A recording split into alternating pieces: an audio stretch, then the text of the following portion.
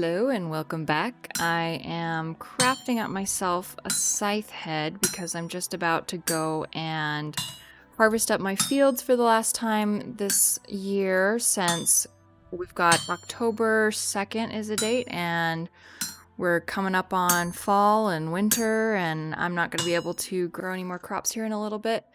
So I am going to, if I can push the correct buttons and not throw my tools on the ground, I am going to go and harvest up all of my crops to make lots and lots of food to last me the winter.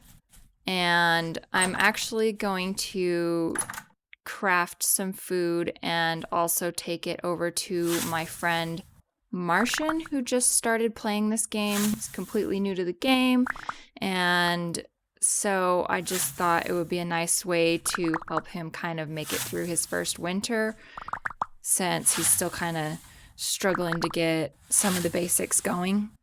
So I'm going to harvest up these fields and then make a ton of food, seal them up, and take them over to my friend Martian's base. Another thing I am going to craft up here really quick is a cleaver, because that pesky cleaver bug that kills other random entities has been solved. So I will be able to one-shot my animals without fear of murdering some other person or animal somewhere else on the server, which is what was happening before. So now I think this is probably the first cleaver I've ever actually made, because of the whole ordeal with the cleaver bug. I didn't even bother to make one until now. Oh, dang it. So yeah, it'll be nice to be able to just one-shot my animals instead of wasting all the durability on my iron sword, or I guess it's meteoric iron right now. This cleaver is a pretty sinister looking tool here. So let's go through and cull the lowest tier ones. Oh, wow. I didn't even know I had a 6. Ah! Okay, so clearly it doesn't one-shot the 6s. Do they have to be 10? Level 10, generation 10 for the cleaver to work on them? Because that's... oh dear, I'm gonna die in this pen. That's what I thought, is they have to be level 10, but then somebody was telling me that they had to be level 3, but I think they're gonna have to be 10, because that clearly did not one-shot that U over there. And come on, Mr. Ram. Get out of my way. Oh, he put his head down. Oh, okay, I'm getting pushed. I'm gonna work on going through this herd, because obviously I'm spazzing way too hard to do this on camera right now.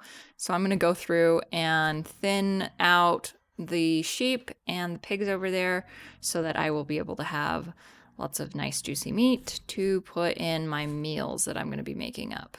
So I'll catch you guys in a bit. And this is the kind of player I am. I am in full brigandine armor to kill these sheep, because I've already died once and I was extremely close to dying a second time. Where'd she go? And so now I am properly attired for killing sheep with my brigandine armor. Oh, that ram. There are rams all over the place, and they are trying to get me. You, sir, though, you can die. Oh, I punched a second one. Looks like these both are gonna get killed here. Oh, dear. It's just a disaster.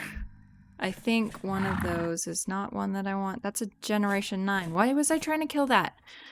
Oh, I don't know, I just spaz out when the camera comes on, my brain goes away. So I'm going to just finish doing this, and I will catch you up later and not bring you in while I'm trying to kill these sheep again, because it obviously isn't working out for me. Well, I managed to get the herd pared down nicely here, and I've got myself a Generation 9 ewe and a Generation 8, so I expect great things from this lady here. Namely, and first and foremost, the first of my Generation 10 stock. And let's see, I died 3 times trying to kill those stupid sheep. So hopefully pigs go better. I've learned my lesson. I'm not going to be doing it on camera, so I will be back. Oh, yeah, check out how much meat I have now. It's almost 2.5 stacks. That's a lot. So I am going to get this pig. Is a group of pigs called a herd? Or something else? I'll have to look that up because I like to know. So I'm going to get this group of pigs pared down to probably 2 and 2 as well, and I'll be back. I got the piggies all culled, and we're down to our 2 and 2, and their highest is Generation 3, so the pigs have still got quite a ways to go until they're Generation 10s. But that's not terrible. I mean, I've only been working on the sheep since I started months ago. But yeah, I didn't die that time for any of the killing of the pigs. So, pat on the back to me. And let's see, I have 4 stacks of meat. I'm pretty sure that's the most I've had at any given time during this game. So I'm pretty excited about that and all the food it's gonna make. And I have a good supply of salt thanks to Sesku and his community salt mine that he's got going on. So yeah, I'm feeling pretty good about my winter stores this year. I've got quite a lot of veggies here and the meat and lots of fat and lots of wax to seal up these crocks. So I'm going to be doing pretty well this winter, and because of that I am deciding to share, and I will be taking some of my bounty over to Martian. We have a visitor, a female raccoon. They make the funniest sounds. And it's all bushmeat too, which is good for next to nothing because it doesn't go in soups. I find that kind of disappointing. Okay. Or there's nothing. Maybe it's lagging.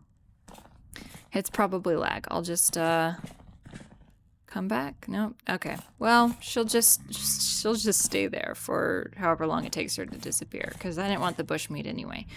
So I am going to get things all gathered up, get all of these ingredients in my inventory. I am not going to have enough room for all of these ingredients in my inventory at the one time. So let's bring cabbages, because I know I'm going to want those in a lot of my meals. And a stack of turnips. We might as well bring the parsnips. Looks like I'm only going to get 1 pot of food out of parsnips. And then a bunch of meat. And I'll get the crocks later after I have some pots cooking. So let's go cook up some food and get some food ready for winter. These barrels right here represent my first pickling attempts.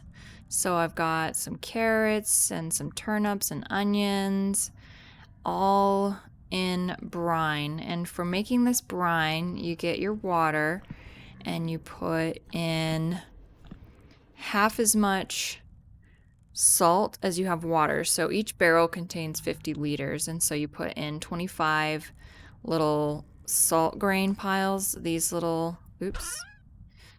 salt piles. So 25 salt per 50 liters will pickle 50 different vegetables. So 50 turnips, 50 carrots, 50 onions.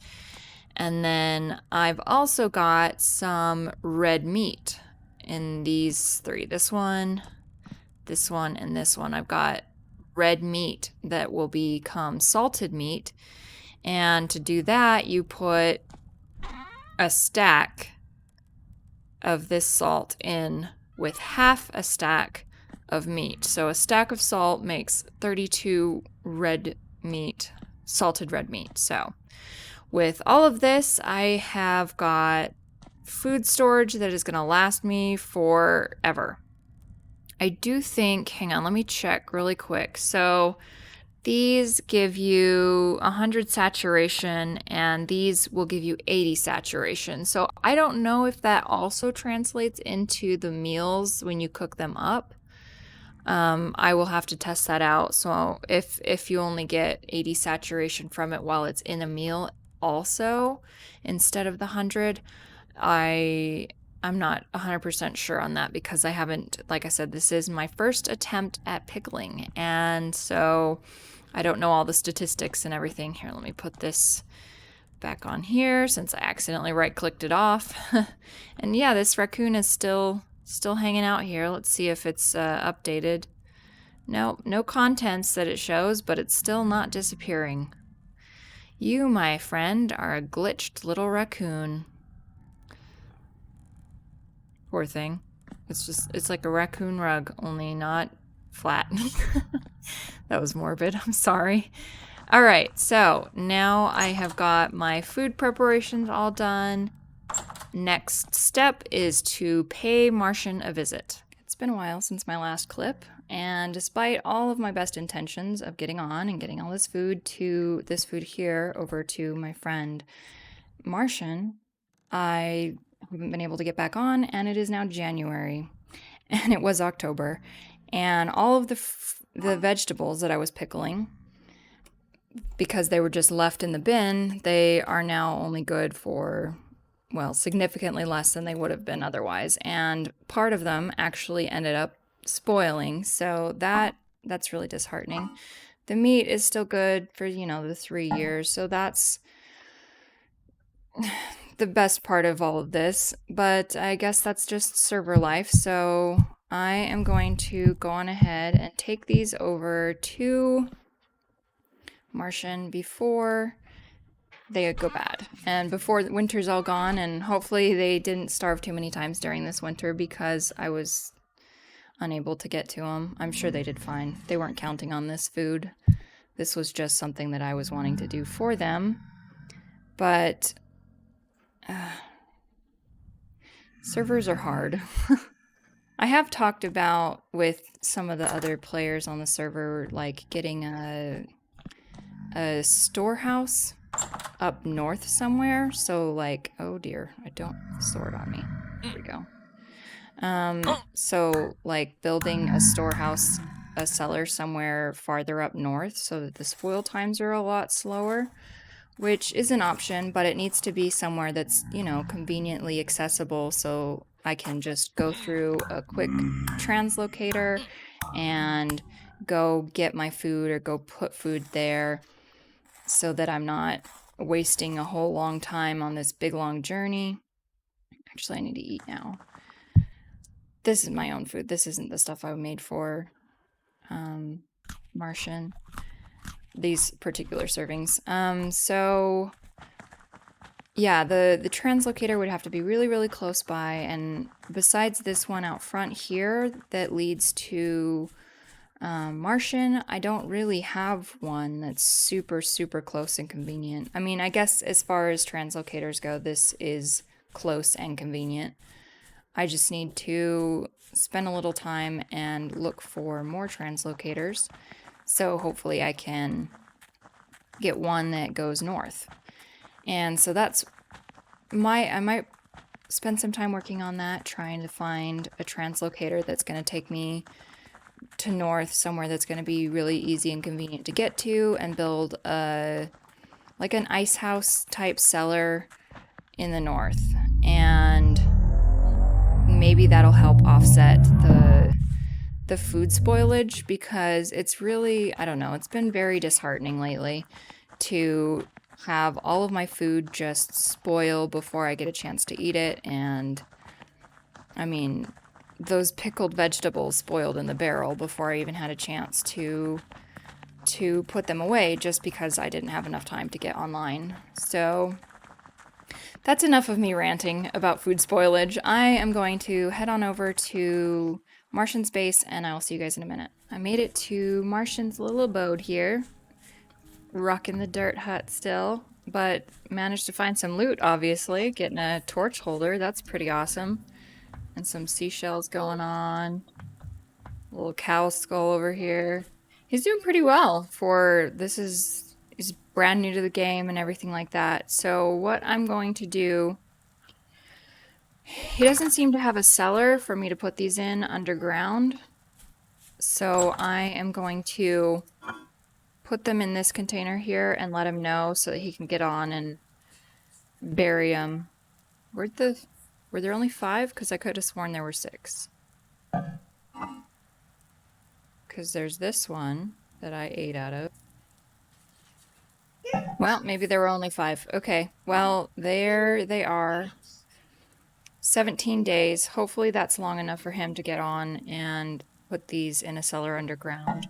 It should be. He's spent a lot of time on here recently, so he should be able to get on and get those put into a cellar so they'll stay good.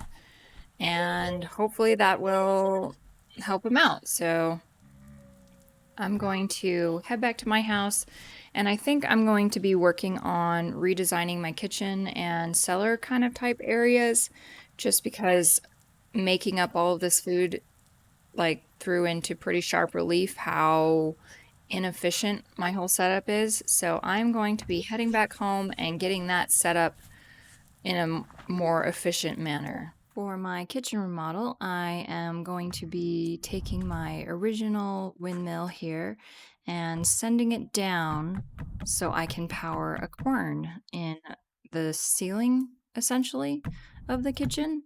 So I am going to run these axles down and put a quern just in the floor of the kitchen of this tower here, in the floor of the tower here.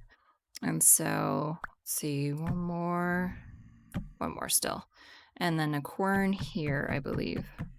I think that's low enough, and hopefully I can actually reach it. So oh my gosh, I've got to do something about, I really need to make the 1 block staircase there, because I just always get stuck on that stupid ladder trying to go through. Okay, so got my quern, and let's see. Go, jump. Do I have to place it on something? I don't really have anything as far as building materials go. Let me see. Okay, so it needs a block under it, by the sounds of it. My janky scaffolding blocks as always. All right, so that seems to be doing its job. Nope, you have to have the block underneath the quern, otherwise it falls. That's something I didn't know. Querns are affected by gravity, which, maybe if I put like a chiseled type block underneath. So here, let's do this. Get the chisel. I need to replace the blocks that are behind here because I can never see any of my tools on the andesite, especially the iron ones, and that's mostly what I have right now, so yeah, it's really hard to see any of them. Got a drifter over here trying to make his way through my door. Not today, sir, not today. Let's see, okay, we're good as far as there. Yeah, I'll just do the sandstone. I think it'll be cool. And switch to these. I don't really want to go any thinner than that because I'm gonna have to. So let's go in with our 2s here and just kind of make this little ring here that is going to be hopefully enough for my quern. I'm a little skeptical that it might not work because they're not really considered solid blocks, I don't think. The chiseled blocks aren't usually always considered to be solid blocks, so it's gonna be another test to see if this is going to work. So, finish up chiseling this little bit here, and let's get it in position. Can I jump on top of this dummy? Nope, I can't. Okay, but I can jump up here. Okay. Parkour is not my calling. Okay, so more awkward scaffolding blocks. And yes, in case you were wondering, this is what it's like to build, like for me when I am building, just even off camera, I just derp a lot. Okay, so we'll place our little ring down. And nope, it still requires solid ground. It won't get placed on top of that. Well, that's problematic, and it sets my whole idea back a little bit. I'm gonna have to think of ideas of how to make this work. Okay, so I have an idea. I put a regular cobble sandstone block there. I didn't chisel it yet or anything like that. So I'm gonna put my quern on top of it. So right now it's on top of a solid block. You can't see, but I just did woody fingers because it's a solid block and it's gonna work. And then I go in and chisel it all out, and that looks like it's gonna do the job.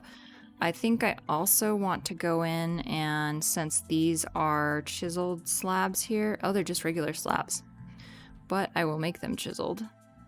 Go in and kind of put a little wooden facade here on the sides. So I'm gonna go ahead and do that and get the little hole in the bottom all chiseled out, and I will be back. Well, that's my new kitchen quern all set up, and it's within reach, so let's put some salt in there. And I'm not actually sure if the windmill is going right now. Probably not. That one like never ever seems to be spinning, which is why it's such a pain. Oh, hey, look, it's spinning. It's doing its thing. I can't actually access it from up here. Why is that? Okay, going back down.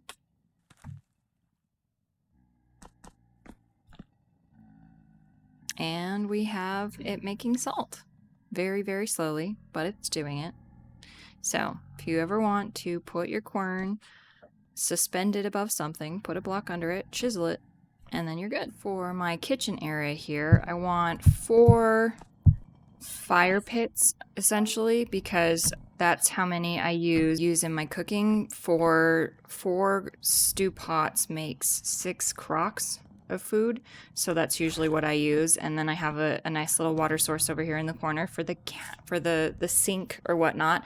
I had a little bit of a panic moment when I was thinking of how all of this was going to work and if I was going to be able to put fires on top of chiseled blocks because of the stress or whatever, that's too deep, that I had with the quern not behaving properly. And so I was concerned that the fires wouldn't be able to be put onto chiseled blocks, but I already tested that and there is no problem with the fires being placed on the chiseled blocks.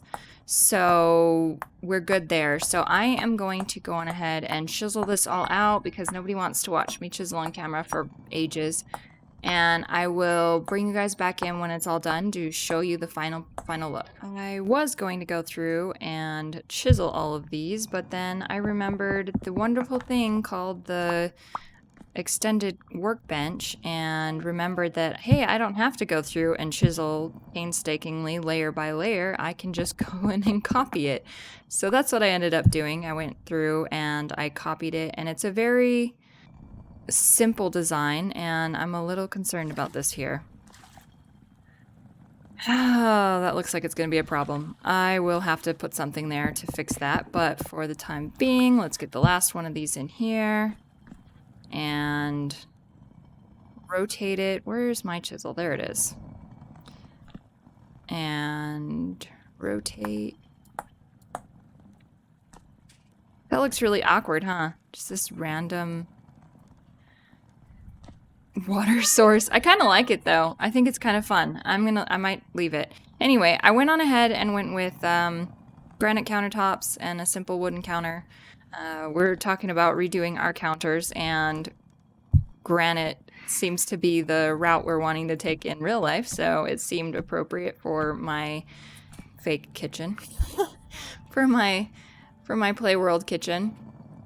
And I left this over here empty, and I'll probably put like a flower pot on it, put some pretty little lupines in it or something. But yeah, now I have my 4 fireplaces. I did have 3 over here, but like I said earlier, I like to cook in 4s. It makes it a nice even number. It perfectly fills 6 crocks, and that is the way I like to cook. So I think that's probably going to be all that I'm going to do in this episode. My episodes are probably going to start ranging from 20 to 30 minutes instead of being the full 30 minutes all the time, just so that I can get more episodes out and deal with the time that I have available. But thank you so much for watching, and if you enjoyed the video, be sure to leave a like, and if you really loved it, be sure to subscribe and share with all your friends and let them know how awesome Vintage Story is. So I can't wait to see you guys in the next episode.